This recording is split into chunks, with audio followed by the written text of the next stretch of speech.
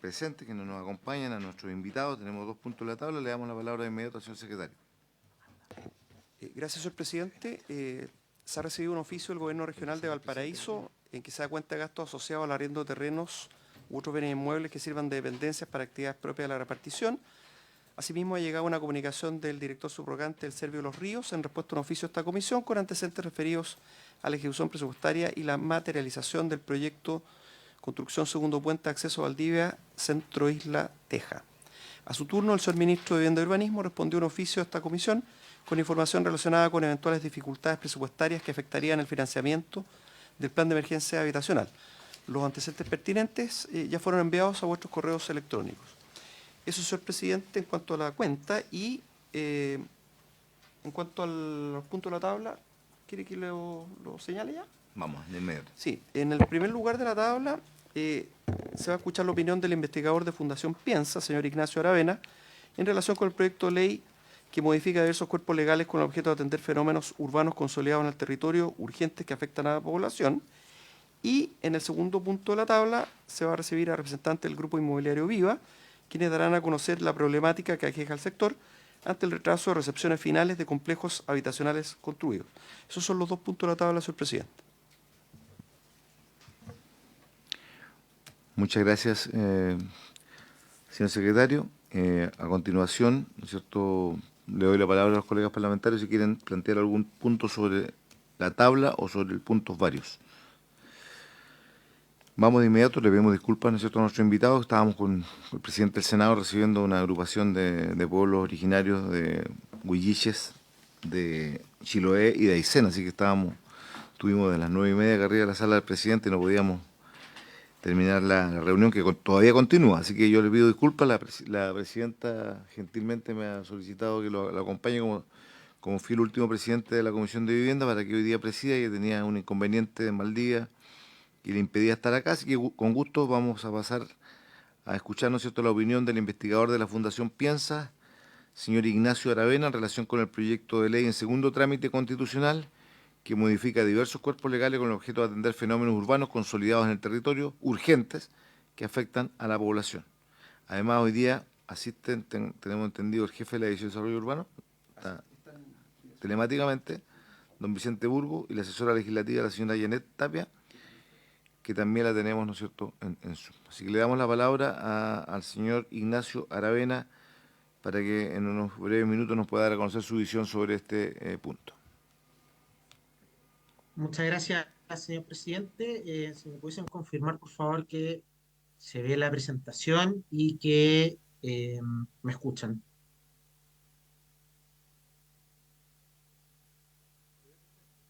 Perfecto, no hay ¿Me problema. escuchan? Ya, Aquí la muchas tenemos. gracias. Bueno, muchas gracias por la invitación. Mi nombre es Ignacio Aravena, soy investigador de la Fundación Piensa y también soy fellow en Economía Urbana en la London School of Economics, donde estoy trabajando desde allá hace un tiempo. Les quiero hacer una breve descripción de la presentación, va a ser bastante breve, son 7 PPT simplemente, y voy a hablar de 3 temas.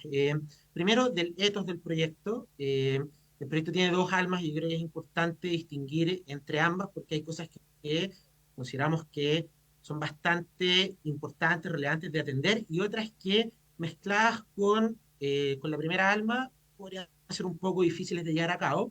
Voy a hacer algunos comentarios breves y particulares sobre un artículo. Yo les enviaré una minuta con el detalle de cada uno de estos argumentos para que tengan en su poder después de la presentación.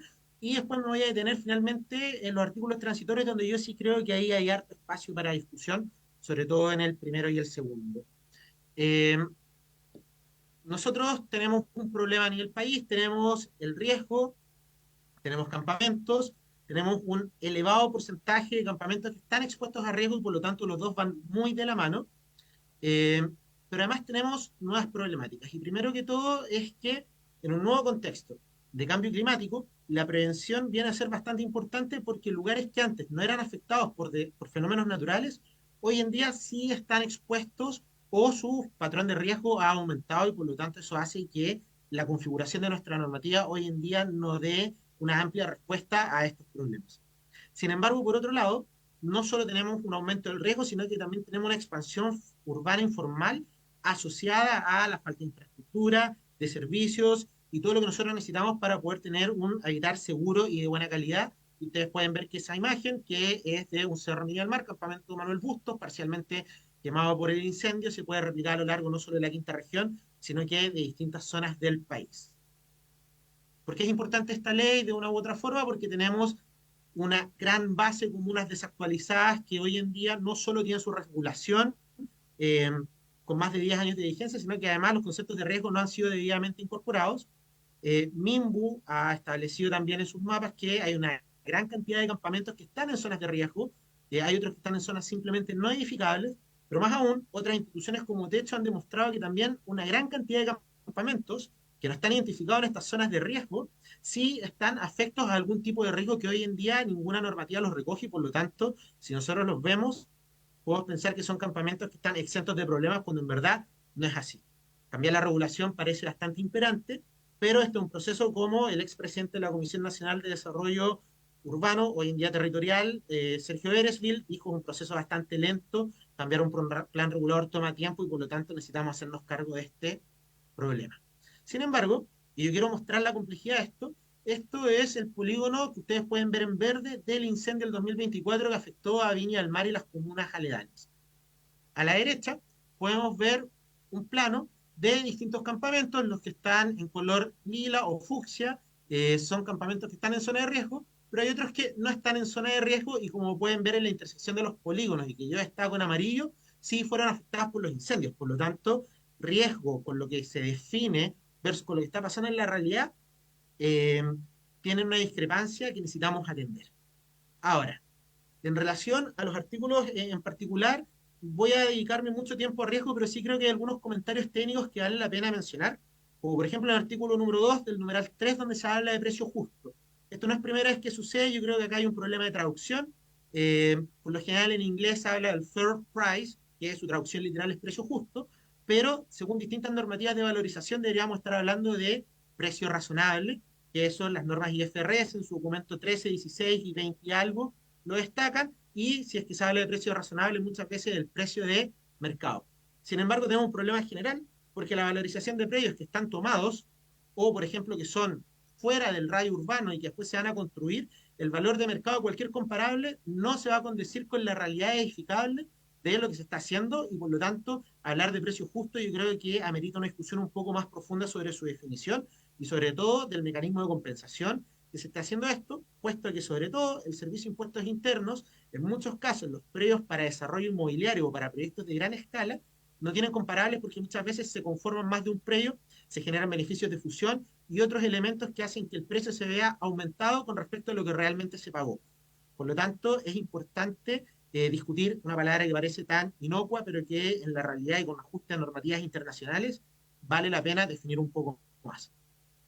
Con respecto al artículo 3, en el numeral 1, hay una serie de campamentos que, como ya mencionadamente, están en riesgo. Y por lo tanto, es importante tomar atención sobre cómo se va a definir el riesgo, porque en muchos casos, a lo largo de la propuesta de ley, no solo en el artículo 3, numeral 1, se habla de riesgo previo, de riesgo definido y una serie de aspectos técnicos que si bien son muy atingentes, la realidad del cambio climático de los últimos 3 o 4 años nos detenta otros tipos de patrones que tenemos que tener en consideración y por lo tanto es importante que no solo se hable de lo que ya está medido, sino que efectivamente se actualice la definición de riesgo, sobre todo si es que queremos trabajar con campamentos que tengan estrategia de erradicación. Un caso bastante icónico, el campamento Manuel Bustos, el cual tiene estrategia de erradicación, pero que siempre ha sido devastado por los incendios y por lo tanto, esto es como el huevo de la gallina, tenemos que poner un poco de atención a eso. Otra cosa, en el numeral 2, en la letra A, se habla que aquellos que pasen cierto periodo pueden pedir una prórroga solo con recursos públicos, y yo creo que esto es bastante peligroso, porque muchos proyectos que son asociados a clases medias, incluso fuera del radio urbano, muchas veces se hacen a través de inversiones privadas que después se canjean los subsidios habitacionales. Por lo tanto, a hablar solo de inversiones públicas, si bien atienda a los campamentos y a las familias de más bajos recursos, podrían haber situaciones en las que, si bien se está trabajando con subsidios habitacionales, estemos dejando fuera las clases medias y soluciones que podrían ser, por ejemplo, a través de subsidios de integración, como el DS-19, que se hace principalmente a través de mecanismos de inversión privada y no de inversión pública. Con respecto al artículo número 3, en distintos numerales y artículos, se habla del decreto ley 2695, donde básicamente se hablan de los mecanismos de compensación cuando tenemos que un predio fue tomado, después fue regularizado y había un dueño previamente. Yo creo que acá, si bien la intención es bastante noble, hay muchos escenarios donde esto podría haberse truncado principalmente por asimetrías de información. Si es que el dueño de un predio tiene un terreno desde hace mucho tiempo, ya no le hace seguimiento porque no puede hacer mucho más, se regulariza y después puede tratar de reclamar, pero ya fue hecha la regularización. O si es que esto se va regularizando por diversos microlotes dentro de un conjunto completo, probablemente lo que diga la escritura versus lo que esté regularizado no necesariamente se va a condecir y por lo tanto también podría generar problemas dentro del mismo lote. O en un caso un poco más extremo, porque también me ha tocado ver, qué sucede si es que tenemos el dueño de un proyecto que le toma, de un terreno, perdón, que le tomaron el terreno 100 familias. ¿Va a tener que reclamarle a esas 100 familias? Probablemente no. Pero si le tiene que reclamar a esas 100 familias, después ¿a quién le va a cobrar? ¿A esas 100? Por lo tanto, yo creo que es bastante importante en el caso de que se decida continuar con esto, lo cual yo creo no es una buena idea, sí que haya un procedimiento de información y que haya una campaña pública para informar que se va a producir esto y que va a ser dentro de un marco de tiempo para que los dueños del suelo puedan tomar acciones al respecto. El artículo 4 habla de cambios normativos para la beneficiación de viviendas sociales, pero hay algunos temas que nosotros podemos entender, por ejemplo, que se permita construir más viviendas sociales, pero ¿qué sucede con la extensión urbana y los cambios de suelo? Si ese fuese el caso, estaríamos privilegiando el desarrollo de viviendas sociales fuera del radio urbano, lo cual contraviene a la Política Nacional de Desarrollo Urbano, pero además estaríamos generando asimetrías entre el mercado de las viviendas sociales y el mercado privado, que es donde muchas de las familias de la clase media hoy en día están tratando de acceder a una vivienda. Por lo tanto, habría que definir bastante bien qué se entiende por beneficios normativos si es que hablamos solo de lo tradicional como constructibilidad, alturas, uso de suelo en porcentaje, versus cambiar el uso del suelo actual, si es que se puede extender el radio urbano, cosa que va a ser bastante importante, sobre todo cuando hable uno de los transitorios. Pero sí quiero destacar algo, y lo pongo acá con un semáforo verde, que si hay algo muy bueno en esta norma es que hay decisiones técnicas donde la participación ciudadana, si bien siempre va a ser importante, en estos casos no necesariamente lo es, porque la definición de un área de riesgo es una discusión técnica que hay que tener en torno a los distintos actores y por lo tanto más que participación ciudadana, que es uno de los procesos que más demora estos cambios, yo creo que es bastante importante y además que se ponga el foco en la factibilidad técnica y económica. Sin embargo, dentro de las factibilidades técnicas, como mencionaba anteriormente, en muchos casos se habla de estudios de riesgos ya hechos y no de actualizaciones, y como podemos ver en la foto que yo les mostré del incendio anterior, eso sí puede ser un problema. Donde yo creo que están las mayores dificultades en los artículos transitorios, puesto que la mayoría de los artículos de la ley proponen trabajar sobre la base de lo que es riesgo comúnmente tal. Sin embargo, por ejemplo, en el transitorio número 1, se habla de riesgo histórico, no se permite la densificación, siendo que uno de los principales caminos para poder desarrollar viviendas en masa, lo cual es un problema. Si hablamos de riesgo histórico, probablemente campamentos como los de Viña del Mar, que puedan tener una estrategia de erradicación, no van a poder ser factibles y eso nos pondría en un problema. Y por supuesto, si es que hacemos eso, estaríamos aceptando que se construyan campamentos en zonas que son bastante peligrosas y a lo mismo sea una vivienda formal o informal, el riesgo de incendios, como nos mostró el Olivar, es bastante problemático. Donde yo sí creo que está el mayor problema, y creo que acá es una solución fácil, pero que requiere atención, es que en el artículo 2 del numeral 1, donde se le da la facultad al presidente de la República para poder actualizar los planes de riesgo con estudios correspondientes, lo cual yo creo que es bastante importante, en el mismo párrafo se hace alusión a los artículos 184 y 185 de la Ley General de Urbanismo y Construcción, que tiene que ver con efectivamente con incentivos para el desarrollo de viviendas sociales. Por lo tanto, en el mismo párrafo estamos hablando de estos dos objetos que tienen que ver con la erradicación de campamentos versus con el concepto de riesgo. Yo creo que esas cosas tienen que ser discutidas por separado, porque como ya he mencionado, si es que aceptamos construir viviendas sociales, podemos tener problemas, y si es que en el artículo 1 el SERVI, por ejemplo, no puede aplicar la densificación, algunos incentivos urbanos tampoco van a ir de la mano. Por lo tanto, tenemos que definir bastante bien si vamos a qué tipologías de proyectos se van a permitir, pero además qué riesgo e incentivos deberían correr en tracks separados, porque uno de los objetos de esto es poder actualizar el riesgo, que es bastante importante, pero lo otro es qué se hace con los campamentos. Y erradicar campamentos hoy en día, zonas riesgosas, yo creo que es un riesgo que todavía el proyecto de ley no logra mitigar. Y por lo mismo, el artículo 3 habla sobre exactamente esto y yo creo que es importante, como ya he mencionado bastantes veces, tenerlo en consideración. Por eso, como comentarios finales, yo creo que les voy a enviar una minuto con el detalle, la explicación y la alusión a cada uno de los artículos que mencionan algunas partes, pero yo creo que es importante separar las dos almas del proyecto. Hay artículos de riesgo que son bastante importantes, que necesitan la actualización, que necesitan un trabajo, pero hay otros sobre campamentos que, si es que no actualizamos primero el riesgo y se aplican los transitorios para poder radicar algunos, podríamos estar poniendo en riesgo a las personas. Y es por eso que yo quiero destacar que la mayoría de los transitorios, a diferencia de los artículos a legislar, hablan mucho de viviendas sociales y probablemente tienen que ver con el mandato del plan de emergencia habitacional. Por supuesto, es algo que hay que seguir avanzando, pero yo creo que hacer esto fuera de, de las zonas urbanas, en zonas que por sí son segregadas o que proponen un riesgo, ameritan una discusión que va en un track separado a los conceptos de riesgo, que es lo que sale en las primeras 20 páginas del comparado, y por lo tanto amerita una discusión aparte. Con eso concluyo mi presentación, quise ser lo más breve posible. eh, y por supuesto, cualquier duda que tengan, estoy acá para escucharlos y a vuestra disposición. Muchas gracias, señor Aravena, investigador de Fundación Piensa, por sus aportes importantes, ¿no es cierto?, a este proyecto de ley que modifica cuerpos legales con el objeto de atender fenómenos urbanos. Le damos la palabra al Ejecutivo, a don Vicente Burgos, para que pueda hacer algunas opiniones respecto a estos planteamientos.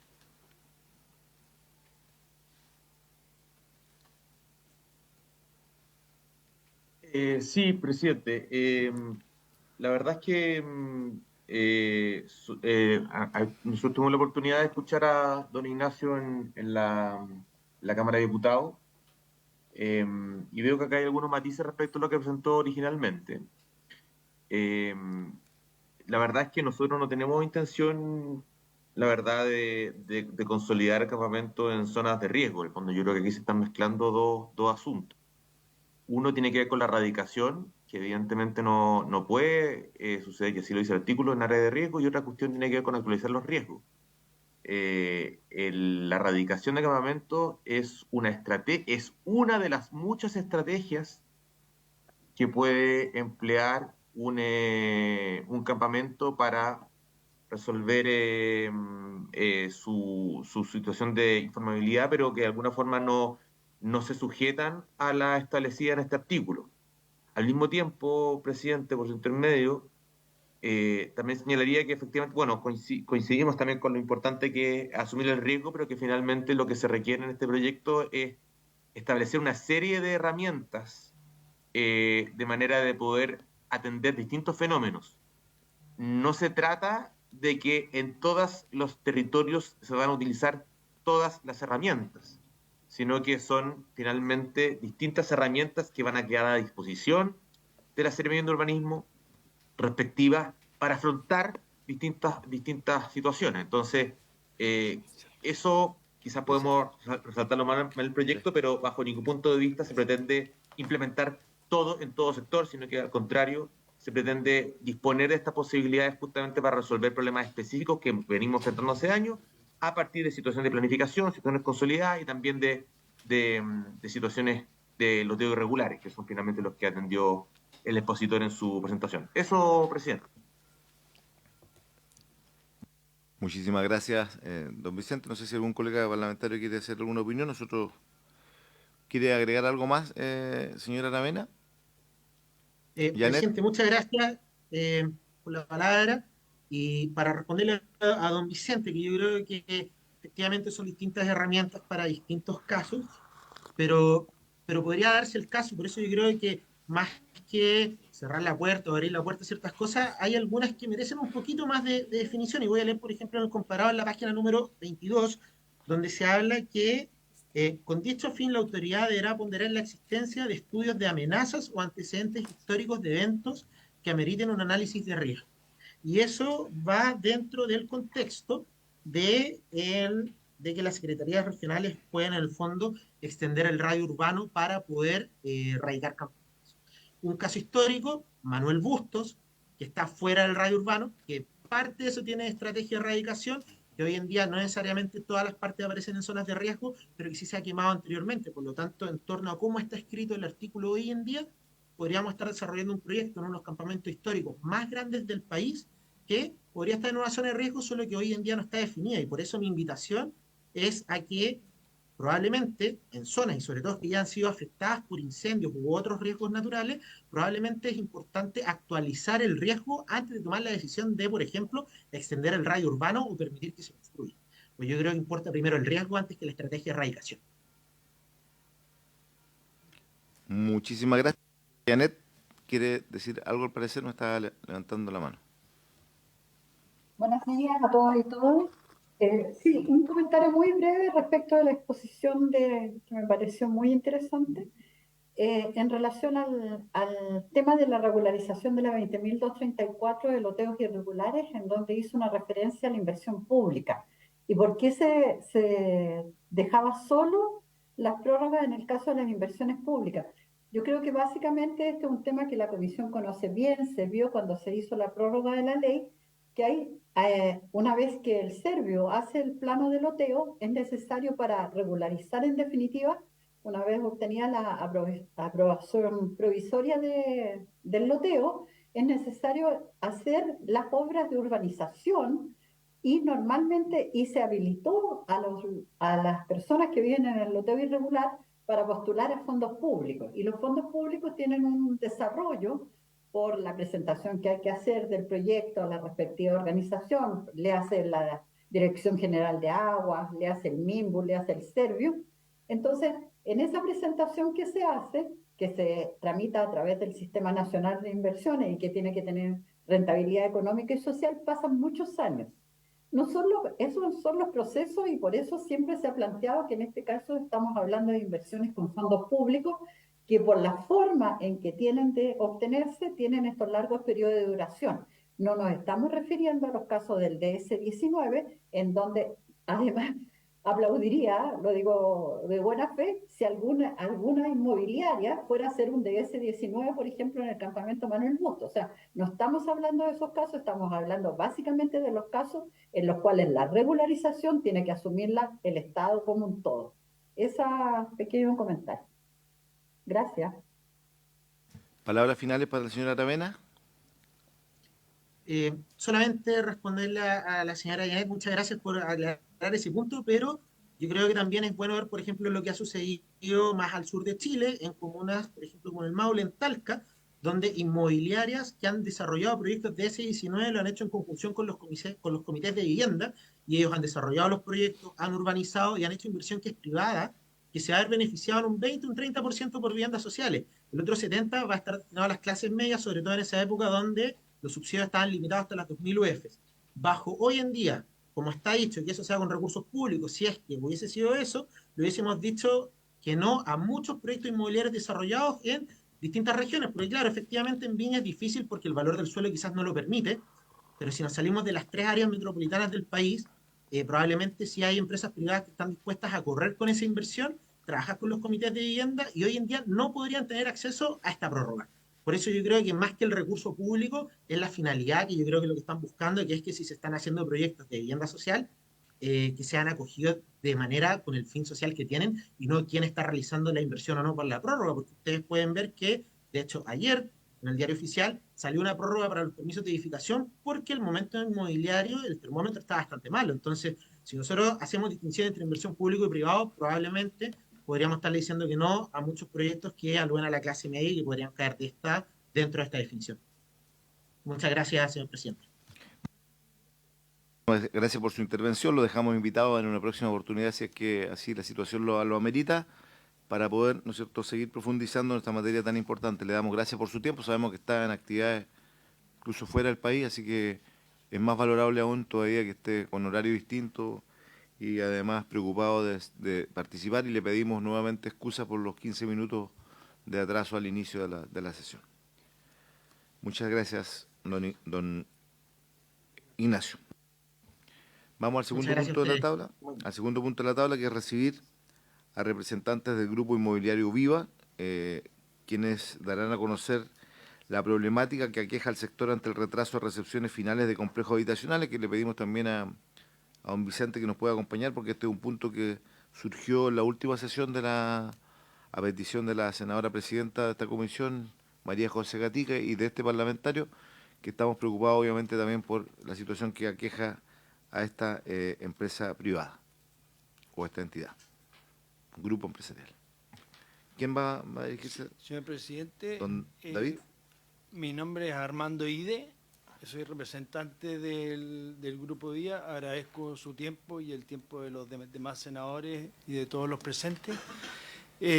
Quisiera poder comentarles el problema y el sufrimiento que hemos tenido en Estación Central con un tema de permisología y certeza jurídica, en el cual como empresa nos hemos visto afectados por una falta de certeza en los permisos de edificación, los cuales entendíamos como empresa que era un derecho adquirido, sobre todo si ya fueron ratificados por el tiempo, los cuales son proyectos que tienen más de 2 años, por lo tanto deberían estar bajo una cierta normativa que está clara, y así lo ha presentado la Contraloría General de la República, donde vemos que esta certeza jurídica ha traído como respuesta y como consecuencia una serie de costos y alzas en los costos de construcción, que no solamente lo hemos sufrido nosotros como empresa, sino que el rubro entero de la construcción y la parte inmobiliaria nos hemos visto enfrentados tanto a aumentos de costos de construcción como también a aumentos de plazo, que eso conlleva también un aumento de costo. En el aumento de costo podemos ver en el punto 2 sobre donde se menciona los costos acá, solamente la parte permisología y los retrasos en la obtención y poder materializar nuestros permisos ha representado un 11% a lo menos de aumento de costo de la vivienda, con lo cual cada vez más deja la vivienda como un bien más difícil de adquirir, sobre todo para la clase media, con la consecuencia que estamos viendo hoy día, como recién presentaba, un aumento de campamentos y un aumento también de gente en situación de calle.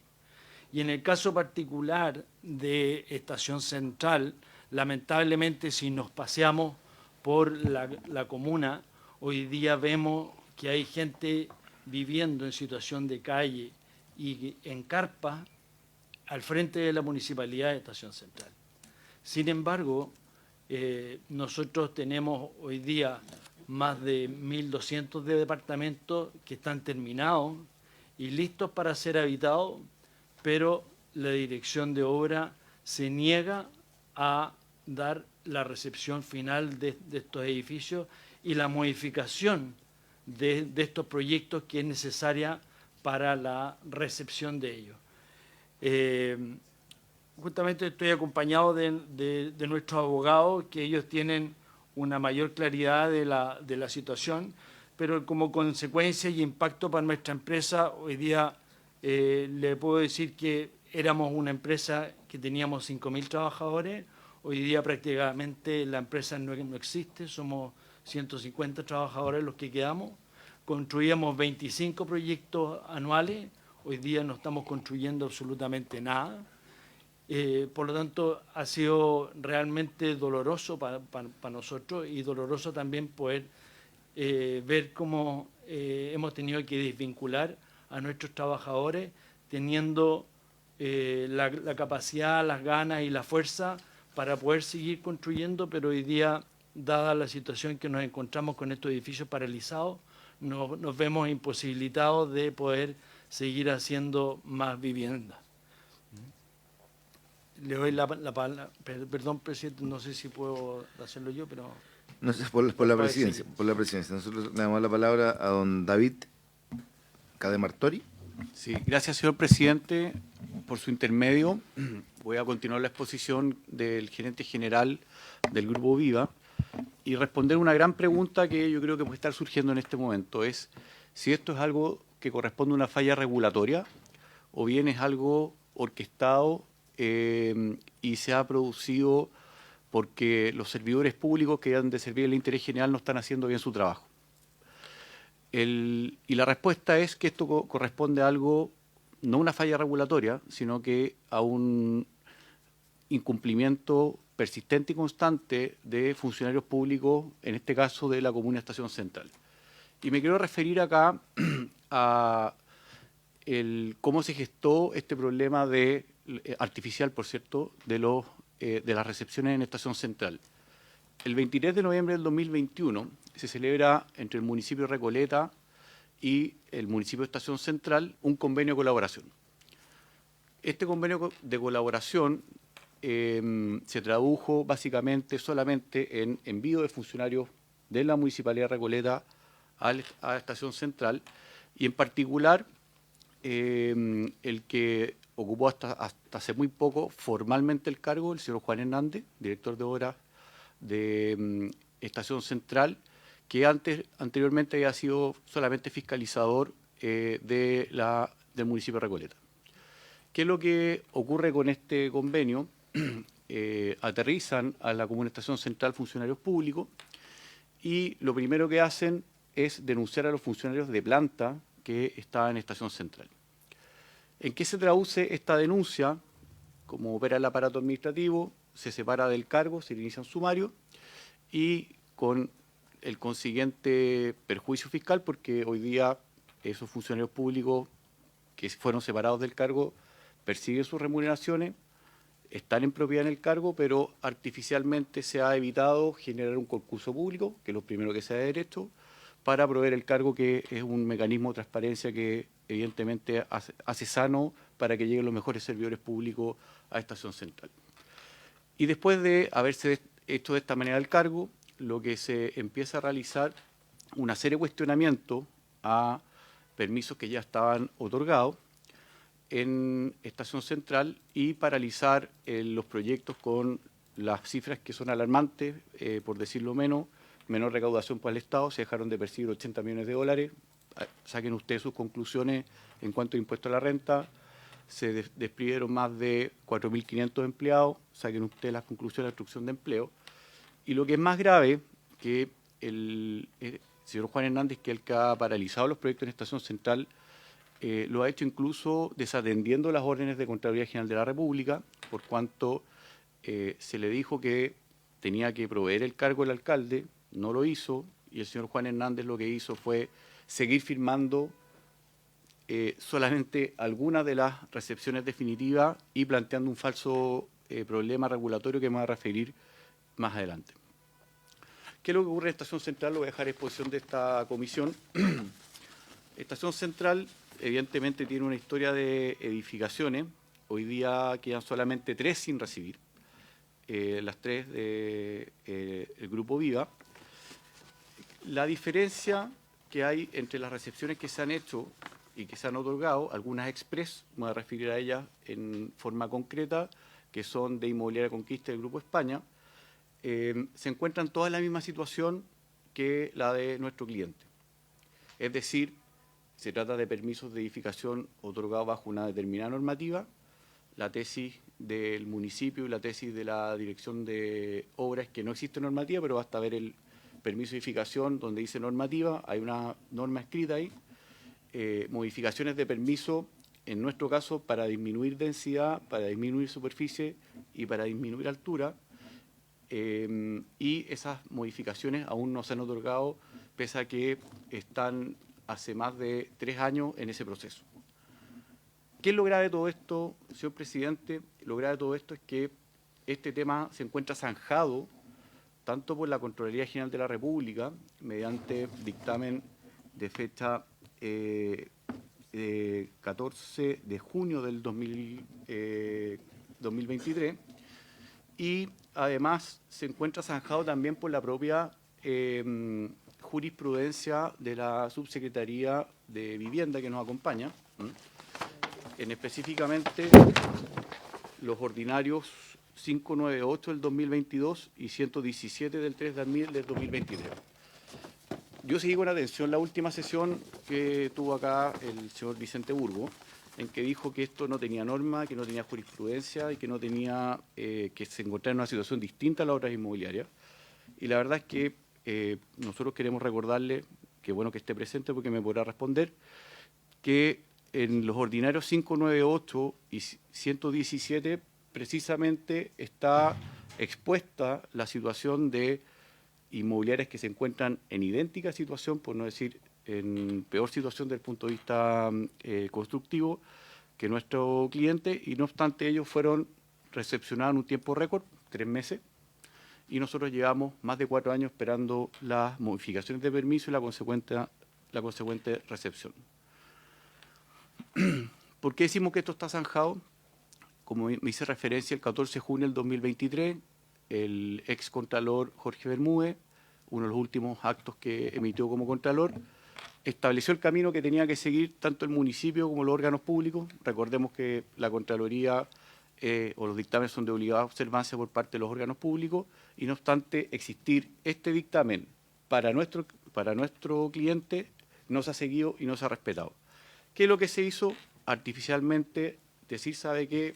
Por parte de la dirección de obra, tengo dudas, pese a que había firmado recepciones en las mismas condiciones, le voy a preguntar a la Seremi de Vivienda. La Seremi de Vivienda tenía la respuesta y dijo, ¿sabe qué? También tengo dudas. Y le pregunta a la Contraloría, que está pendiente de resolver y próximo a ser entregado, esperemos con un resultado favorable, porque es seguir el dictamen que ya estaba señalado. ¿Y por qué no puede existir duda? Quiero acá proyectar algunos de los 3 proyectos que están hoy día pendientes de recepcionar y de otorgar sus modificaciones, y quiero hacer un comparado con lo que ya se pronunció la Seremi de Vivienda y con lo que ya recibió la Dirección de Obras Municipales. Estos 3 proyectos que estamos exponiendo acá en esta tabla tienen un permiso de edificación otorgado para 31 pisos, la modificación se mantiene, las unidades se mantienen, pero lo que es importante es, en el primero, que es Alto Los Nogales, que hay una disminución de los metros cuadrados construidos. Y la fecha de ingreso de la modificación es del 8 de febrero del 2023, y a la fecha, es decir, más de un año, y ya vamos a ir para los 2 años, todavía no se ha resuelto. Federico Coto, que otro de los proyectos, 42 pisos, se reducen 36 pisos, de 732 unidades se hacen 398, y también se disminuye los metros cuadrados construidos, está pendiente del 8 de julio del 2022, más de un año también. Y Recreo, finalmente, que son 35 pisos, se disminuyen a 31, de 408 unidades a 319 unidades, y nuevamente una disminución de los metros cuadrados construidos. Se encuentra otorgada la modificación de permiso, pero pendiente de la recepción final. ¿Cuáles son los proyectos? Y en esto existen dudas. Donde no existen dudas, y se aplicó una regla distinta que nuestra representante, que hay que hacer una serie de consultas, son Coronel Godoy, Placilla y Coronel Godoy 157. Los permisos, los pisos se mantienen, la modificación significa un aumento, no una disminución. Lo mismo ocurre en Coronel Godoy. Y Alameda, Conde del Maule, Toro Mazote, es exactamente lo mismo. Su permiso, su modificación, todo esto ya están recibidos. Y María Rosa también es lo mismo, permiso, modificación y su recepción. En consecuencia, señor presidente, por su intermedio, estamos realmente preocupados de la situación que hay en Estación Central, sobre todo por el impacto que genera desde el punto de vista del interés general en términos de empleo, ingresos, menores impuestos recaudados, déficit de vivienda que se pueden atender eficazmente con las unidades que están disponibles para ser recibidas y que hasta el día de hoy se encuentran pendientes de recibir bajo este pretexto de duda regulatoria, laguna regulatoria, que en nuestra opinión, y queremos afirmarlo con mucha propiedad, no existe. Muchas gracias, señor presidente. concluimos nuestra presentación. Muchas gracias, señor abogado, don David Cader Martori. Vamos a dejar abiertas las palabras, pero yo quisiera, no sé si alguno de los colegas quiere emitir alguna opinión, pero yo quisiera señalar, ¿no es cierto?, que es un tema que nos debe preocupar, sobre todo en función de lo que ustedes han experimentado acá en la comisión. Son 4.500 empleos directos, una cantidad de millones de dólares importante y una obra que no ha podido ser, obviamente, recepcionada con todos los perjuicios que ello ha significado a un privado. Desde ese punto de vista, me gustaría, antes de hacer yo las consultas, me gustaría que don Vicente Burgo nos emitiera alguna opinión sobre este tema y cuáles serían los caminos que van quedando para poder resolver esto, porque no podemos tampoco dejar elefantes blancos. Sí, vamos a hacer los oficios, vamos a pedir los oficios. Ya. Yo, por favor, le pido disculpas, pero estamos en la mixta de presupuesto, paralelamente a la comisión, viendo el presupuesto 2025. Pero siempre tengo que nuestros dos asesores de mi... Vamos a pedir los oficios entonces para respaldar, ¿no es cierto?, la inquietud que tienen ellos, tanto al señor ministro de Vivienda, a la dirección de obras respectivas de este municipio de Estación Central, ¿no es cierto?, y a Contraloría. Yo creo que eso, porque la Contraloría también tiene que emitir un pronunciamiento. Todos se han tirado como de un lado para otro la pelota, como se dice en buen chileno, no se ha resuelto el poder, ¿no es cierto?, materializar esta recepción que tiene hoy día. ¿Cuántos departamentos son los que están sin poder ser recepcionados? Señor presidente, actualmente tenemos más de 1.200 de departamentos que están listos para poder ser recepcionados y ser habitados, y gente que está esperando que le entreguemos su vivienda. Y adicionalmente a eso tenemos 2.000 departamentos que tenemos en construcción, y hoy día nos encontramos con las obras totalmente paralizadas. Por lo tanto, tenemos gente desempleada y viviendas que no hemos podido ni habitar, por un lado, ni terminar porque sean habitadas. Muchas gracias. Señor Ide, le damos la palabra a don Vicente. Pedimos los oficios, entonces, estos temas, y pedirle a Contraloría en particular, igual que hay un pronunciamiento que respecto a la materia que se ha solicitado acá en función de poder, ¿no es cierto?, materializar, en el marco obviamente de la ley y de las normas respectivas, esta situación, que no sea en definitiva la tramitología la que impida el ejercicio correcto de una materialización de un proyecto económico. Don Vicente, le damos la palabra. Sí, presidente. En breve, creo que hay dos cuestiones que nosotros como ministerio debemos mencionar. La primera, que yo creo que cualquier reflexión, sobre todo en esta comisión, no puede abstraerse del origen de estos casos de Estación Central, en el fondo. Estos son los denominados guetos verticales, los casos que aquí se describen, y que se ampararon en una interpretación respecto a una normativa en cuanto a la continuidad de la edificación y la no existencia de un plan regular comunal en ese entonces, a partir de una situación fortuita, diría yo, respecto a la derogación de un plan seccional el año 84, Estación Central. Tiene una historia bastante larga y documentada, pero que dieron cuenta de más de 40 permisos con digámoslo así, una interpretación creativa de la normativa. Y que esa interpretación vino respecto a que había una suerte de altura libre cuando se trataba de fachada continua. Básicamente ese argumento fue el que fue dejado de lado por la DDU 313. Y lo cierto es que los permisos de edificación que se obtuvieron antes y que no fueron anulados por la municipalidad son aquellos que hoy día están esperando su recepción. Ese es el contexto. Fue tan importante este caso para la normativa urbanística chilena que incluso llevó a una modificación legal. O sea, el artículo 28 quinques es una redacción justamente a lo que sucedió en este cuadrante de Estación Central. Yo creo que cualquier reflexión del caso de Estación Central, presidente, hacerla sin ese antecedente es súper complejo, en el fondo, porque hay que decirlo, este caso puso en ascuas muchos de los principios de derecho urbanístico. Dicho eso, efectivamente, nosotros como ministerio nos hemos referido a este caso. Nosotros como ministerio, nuestro mandato, artículo 4 de la Ley General de Construcciones, da cuenta de que nosotros podemos referirnos de manera general y no específica respecto a los requerimientos que distintos privados o públicos hagan respecto a casos y que nuestra competencia es para dar instrucciones a nivel general. Y efectivamente, lo que nosotros dijimos en los oficios que citó en la presentación fue que, en efecto, un permiso de edificación que no haya sido invalidado por la vía administrativa debe, por cierto, poder cumplir con su objeto, que es la recepción definitiva, ¿cierto? Recepción final de obra. O sea, si es que yo presento un permiso de edificación y este no esté invalidado y voy a la elección de obras municipales, yo efectivamente puedo recibir ese permiso de edificación.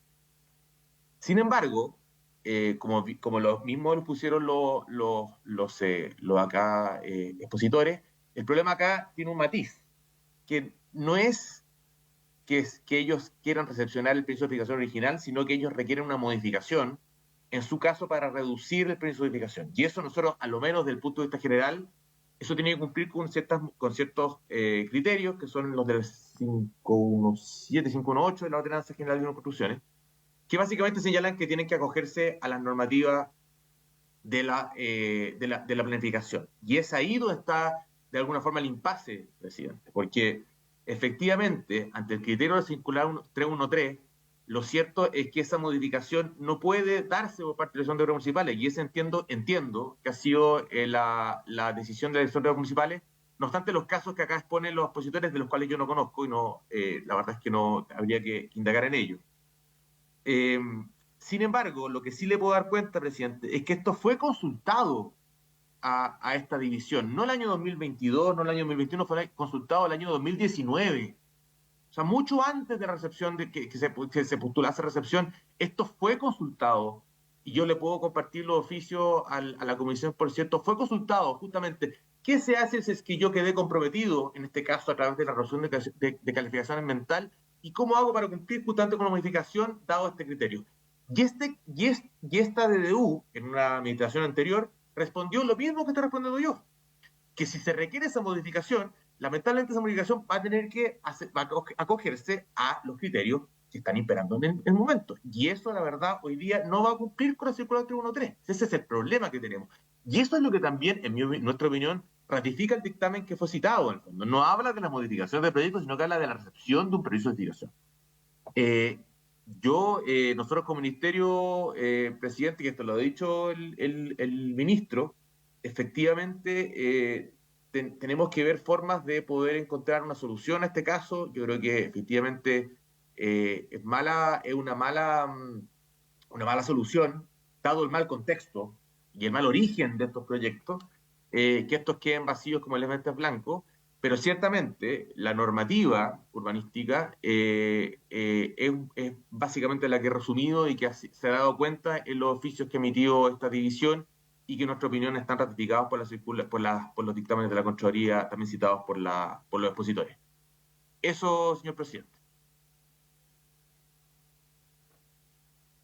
Muchas gracias, don Vicente, por su exposición.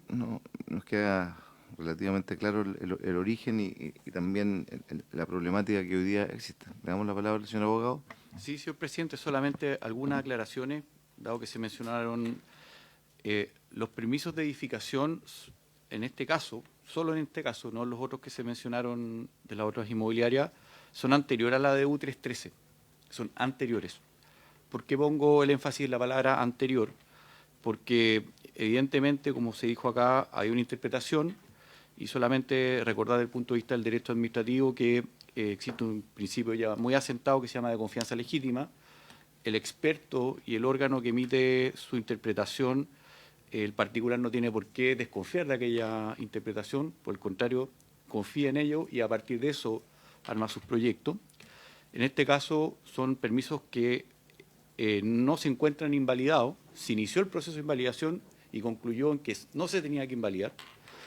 Y, o sea, disculpa, ¿usted no lo reconoce entonces como permisos nuevos Es que no son permisos nuevos. O sea, y hay un tema, podríamos tener una diferencia con la Ceremi, pero esto se enmarca dentro de un mismo procedimiento. Si el edificio es uno, el procedimiento es uno, y las modificaciones de permisos se enmarcan dentro del permiso original. Entonces, separar artificialmente actos administrativos que están conectados y que tienen que tener un solo término de acuerdo a la ley de procedimiento administrativo, me parece que es impropio desde el punto de vista de la dogmática administrativa y lo que dice también la Ley General de Urbanismo y Construcción.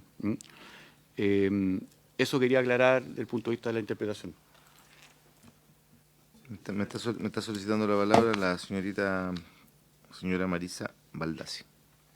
Presidente, por ese intermedio, solamente precisar un poco lo que señala David, que en el fondo es alejarse del principio de la realidad, creer que una modificación no es necesaria para una recepción final. Son actos que están necesariamente ligados en la industria inmobiliaria en Chile. Generalmente se construye y existen ciertos ajustes en la construcción que es necesario luego corregir para la recepción mediante una modificación de permiso. Entonces, este problema lo van a ver en todo Chile, no solo en el contexto que indica el señor Burgos. Y por lo mismo, cuando Contraloría dice que deben seguirse los procedimientos necesarios para la recepción final, por supuesto que se debiese entender comprendido la modificación de permiso, que naturalmente cae en el fondo adecuar el plan original a lo que realmente se construyó. Muchas gracias, presidente. Señor presidente, dentro de esta aclaración,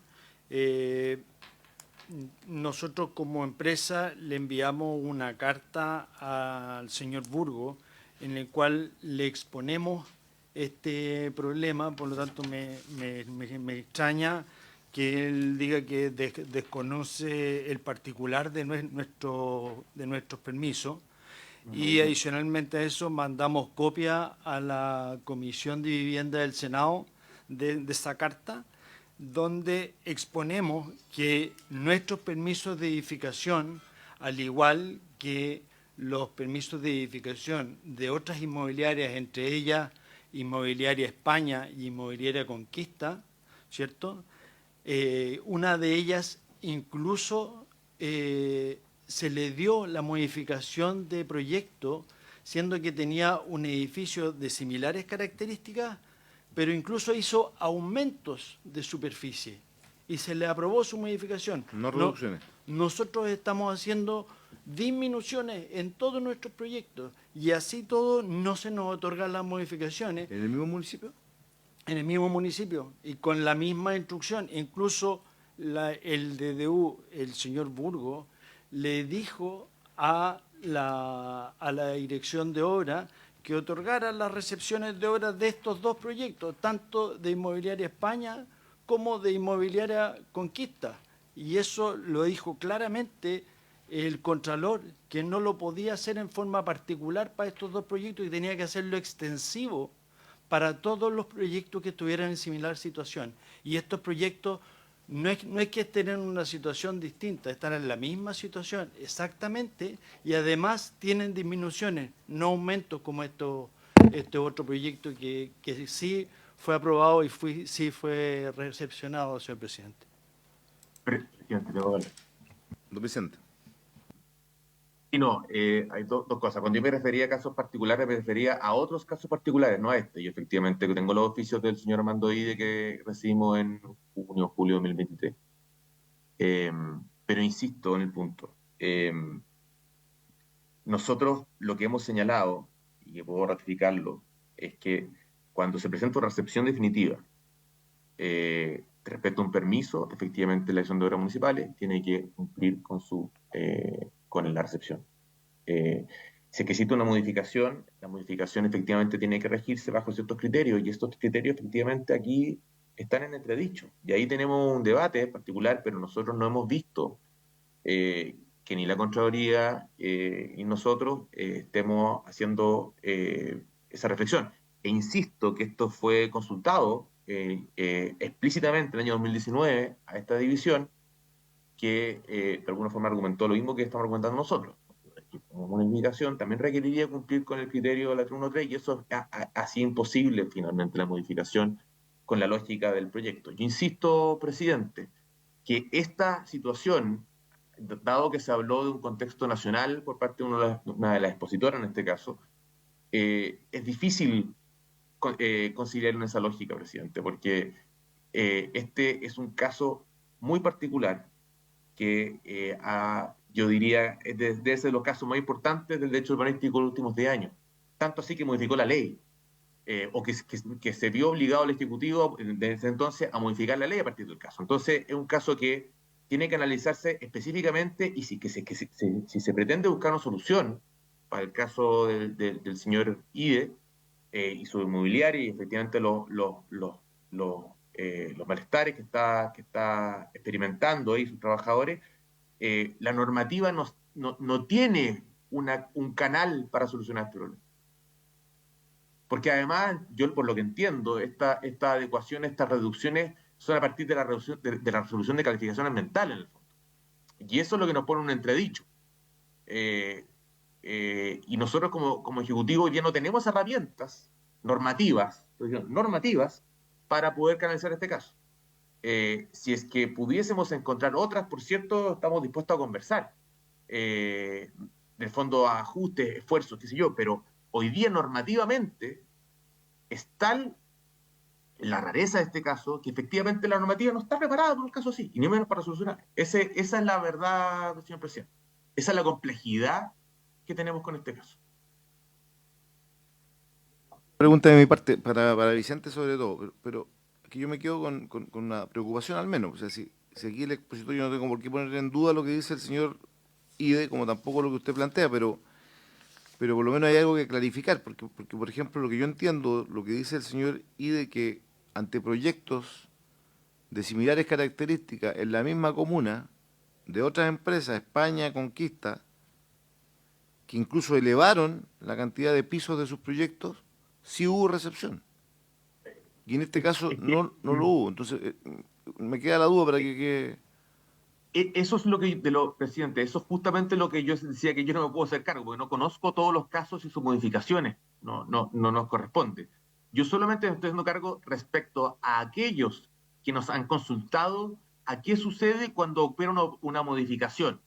Y lo que nosotros hemos respondido, que fue lo que dijo el señor Cabe Martori, que yo concuerdo con lo que dijo de lo que nosotros dijimos. O sea, coincido que efectivamente nosotros señalamos en el oficio 598, entiendo, de 2022, que si es que se presenta un proyecto de edificación para recepción, al DOM no le corresponde objetar cuestiones del permiso en esa instancia, sino que tiene que recepcionar. Distinto es el caso en que existe una modificación, porque la modificación finalmente tiene que aprobarla el sector de los municipales. Yo no tengo conocimiento, y por eso respecto a casos que después de esa resolución hayan modificado su permiso de edificación a partir de ese criterio y luego se han recepcionado. No los conozco. Y eso habría que consultar sobre la municipalidad. Y efectivamente, si es que hay una disparidad de criterios, por cierto que sería preocupante. Eso no me cae. Pero no tengo constancia de aquello, señor presidente. Yo solicito que eso sea incorporado en el oficio, ¿no es cierto? Que vamos a redactar eso de los criterios, ¿no es cierto? ¿Por qué hubo criterios? Porque estas dos empresas, ¿no es cierto?, sí han tenido recepción con aumento a diferencia, ¿no es cierto?, de lo que pasaba en este caso. ¿Podríamos, Vicente, estar hablando de una actuación arbitraria de algún organismo del Estado? No me refiero al Ministerio.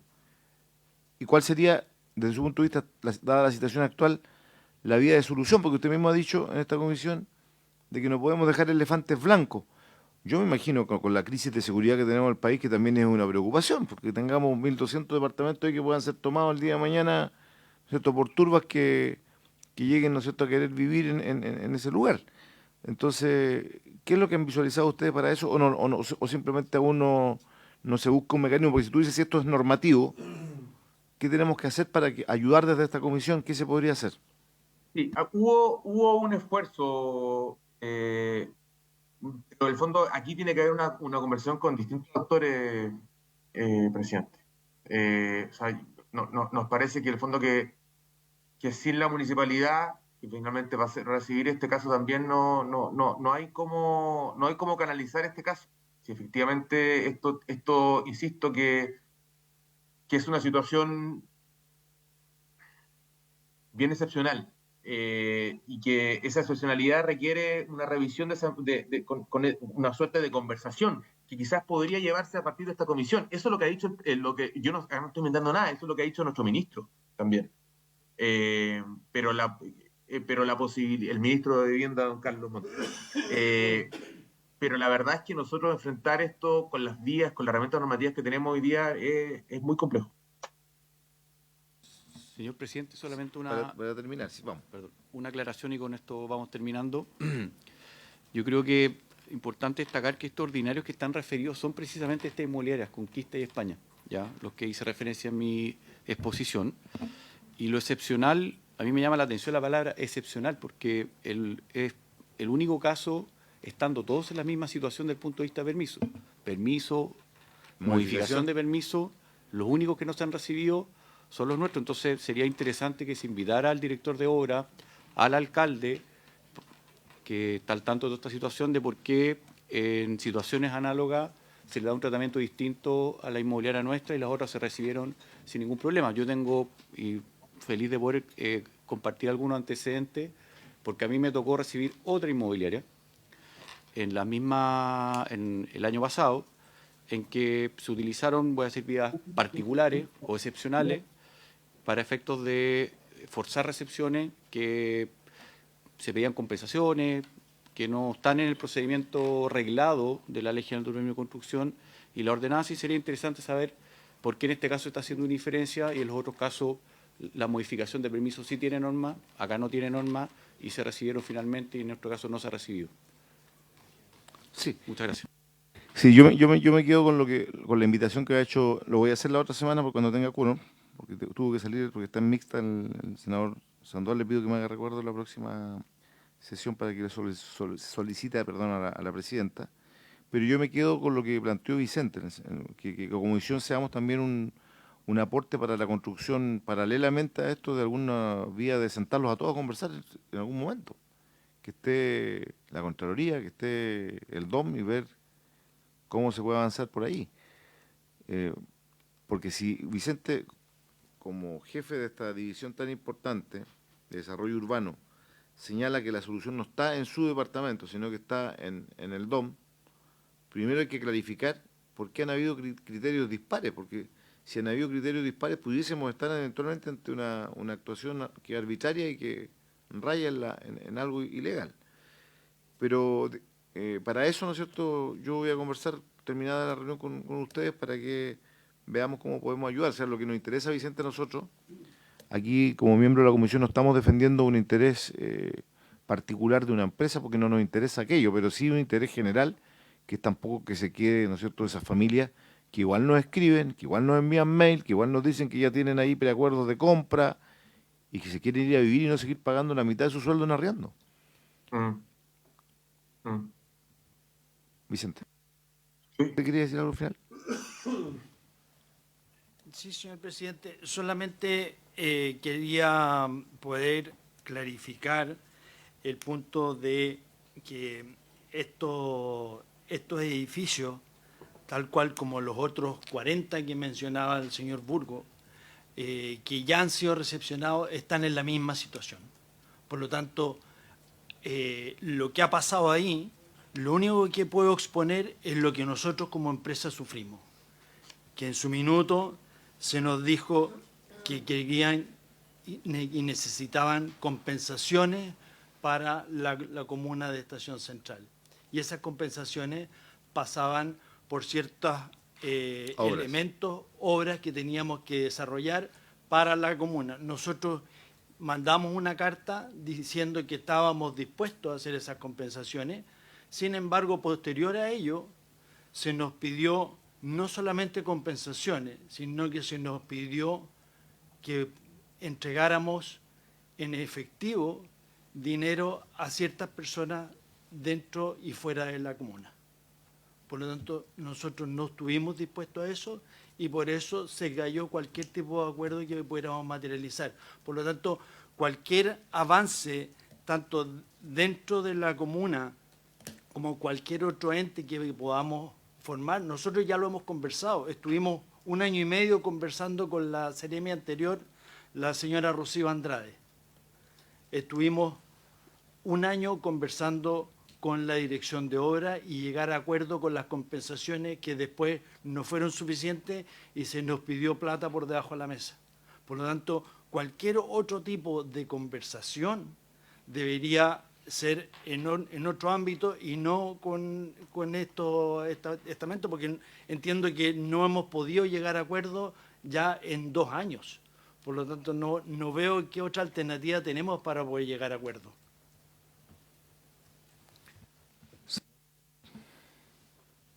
Gracias, presidente. La verdad que este tema es impactante. Me parece increíble que se entreguen permisos de edificación y después no se recepcionen. O sea, la verdad que una empresa hasta puede quebrar. Acá hay una pérdida de confianza en el sistema. Hay todo un tema de poca claridad que puede ocasionar un montón de... Yo creo que incluso debería haber hasta una indemnización por daño y perjuicio. Entonces, me choca que lleguemos a este nivel de insensatez de parte de una municipalidad porque se otorgaron los permisos y después no se quieran hacer las recepciones. Entonces, ¿por qué entregaron el permiso? Si esto tiene que tener toda una lógica. Entonces, y lo otro que me llama la atención, que ninguna institución del Estado intervenga y ponga orden en esta situación. Esto parece un chiste de los 3 chiflados y parece increíble que exista. La verdad que cada vez me espanto más de lo que nos pasa en nuestro país, digamos. Las instituciones del Estado no están funcionando. Este es un tema. Acá debería haber una intervención, no sé, de la Contraloría, de alguien que diga ya cortemos el payaseo, porque si estas cuestiones tienen que ser serias, tienen que respetarse las normas y no se respetan. Entonces, no sé, ¿a quién podemos recurrir? Al Chapulín Colorado, porque ya no sé qué pasos se pueden dar, digamos. Yo creo que hay que ser muy pesado con la Contraloría, enviarle un oficio y bien duro, y no sé a quién más le podemos enviar, pero esto no puede pasar. O sea, esto ya estamos casi a ras de catalogarnos como un país bananero con este tipo de cosas. No den los permisos de construcción, si no quieren que se construyan, pero si los dan, los dieron ya, entonces apechuguen con el resultado. Gracias.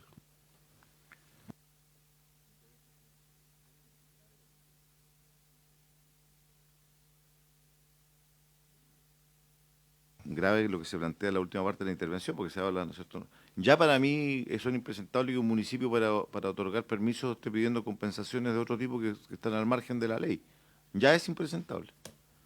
Pero lo otro es más grave aún. O sea, aquí prácticamente la comisión se ha dicho que porque no hubo plata por debajo, esto todavía se está de una u otra manera estancando, a diferencia de otros. Lo cual, sin lugar a dudas, es hasta constitutivo claramente de delito. Si vamos a continuar conversando en todo lo que podamos ayudar nosotros como comisión, señoría. Usted ha visto que transversalmente esta comisión quiere que esto se solucione y vamos a hacer lo que usted nos ha solicitado en su momento de invitar a la Dirección de Obras Municipales de ese municipio a esta comisión para que aquí vengan a explicar cuáles son los elementos que hacen una distinción entre un proyecto y otro y todas las otras consultas que podamos realizar y buscar, por cierto, las fórmulas también de ver cómo se puede solucionar este problema. Habiéndose cumplido el objetivo de la sesión, dándole las gracias por su presencia y la de ustedes también en el Ministerio, Vicente, señora Yanet, damos por cerrada la sesión.